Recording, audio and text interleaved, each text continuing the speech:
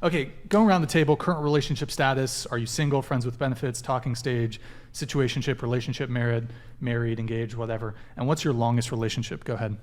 Ooh, I am currently dating / in my slut phase. And my longest relationship was probably my marriage, which was 12 years. Wait, are you divorced currently? Yes. Can you, hold on. You're currently in your what? Slut phase. If that's okay for you, YouTube. Okay. Did you just send the asteroid? I sent a nuclear missile. Hold on. We're back. Let me send it again. We're so back. Oh my, sorry, That's so it went. Oh my, holy. Okay. How wait. long ago did you get divorced? 3 years ago. How long has your slut phase been? 3 years Did your slut phase start before or after the divorce? after I got divorced. It's actually been really healing. Like after being super religious and super conservative and censored and controlled, when you finally get out on your own and ask yourself, like, what do I want? What brings me alive? What makes me feel connected? And I found out it's not being monogamous. It's not being married. It's actually being open and available for amazing connections with people.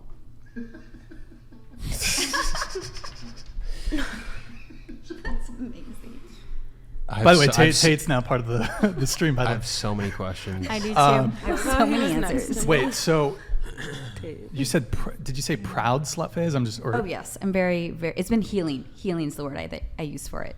What's been healing? My slut phase. What have you healed? So for me, I've been raised in the indoctrination that my job as a woman is to please my male partner, my husband, and as a woman, I was not given pleasure because it didn't have to be reciprocal. Getting divorced and discovering my sexuality, I learned my pleasure is just as important of a right. And so now I get to have that with different people, find out what I like, what I don't like, have different experiences to find out what turns me on, what turns me off.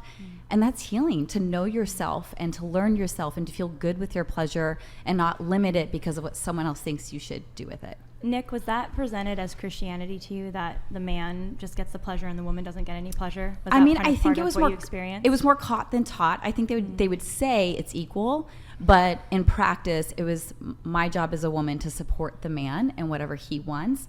And so you just learn this messaging of, well, what I want isn't as important. Though if I confronted them, they say, no, you're just as important, but not in practice. But you didn't experience that in your marriage, it sounds like.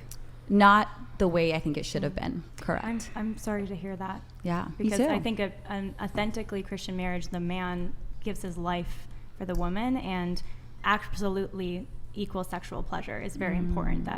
So I'm sorry that you didn't experience that in your marriage. Yeah, thank you.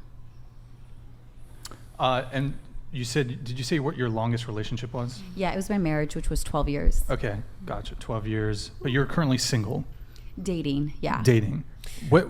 When you say you're dating, what do you Yes. mean? You have a couple boyfriends, Yeah, I'm girlfriends? dating. So it's the first time I'm non-monogamous. So I'm dating a person, but I have sexual experiences with other people as well. Okay, so would you consider that person you're dating boyfriend, girlfriend? Yeah, my partner. Your partner? Is it a boyfriend, girlfriend? Yeah, it's a guy. It's a guy. Okay, so how long have you been seeing him? A couple years. Oh, you've been seeing him a couple years? Like a month after the divorce? Several months after the divorce. I've been divorced for 3 years. Okay. So yeah. Okay, and then so you say there's other guys in the picture? What are we talking about Mostly here? women. Oh, mostly women. Okay. How many women are in the picture right now? As many as I desire. It really depends. Like it depends on the who I feel connected to, where I'm at. I go sometimes to different locations specifically for an experience. So it's just more flowy than I'm dating a guy and a girl. It's more like what kind of experiences do I want to have? And are there any other guys right now? No, not right now. Okay. When you got married to your ex-husband, how long into the marriage did you realize you weren't going to be pleased in the way that you wanted to? Ooh, I think I knew even before we were married. So we had sex before marriage. And I had so much guilt around it because, that was taught that's a sin. And it wasn't good. But because I was sinning, I can't complain, right? And so then you get married and you think it's going to get better. But then really that taste of what I had before marriage was the substance. But at that point, you're married, and I would advocate for myself and say, I'm not getting as much pleasure. Can we focus on me?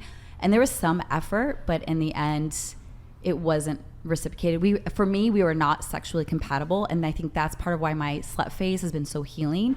Is I will never marry someone without having sex with them first, because if we are not sexually compatible, I am not signing up to being your partner for life. I need to know if we're a good fit, if we're a good match, if the pleasure is beneficial, mutual. Then I'm open to considering long term with you. Are you looking at getting married again? Not right now. It's too But soon. maybe down the line. Maybe someday. So, when you say a slut phase, what are we talking here? So for me, I guess it's me reclaiming that word. Usually it's used as an insult for a woman who is sexually empowered. It's used to like make a woman think like she's too loose and has no morals and values.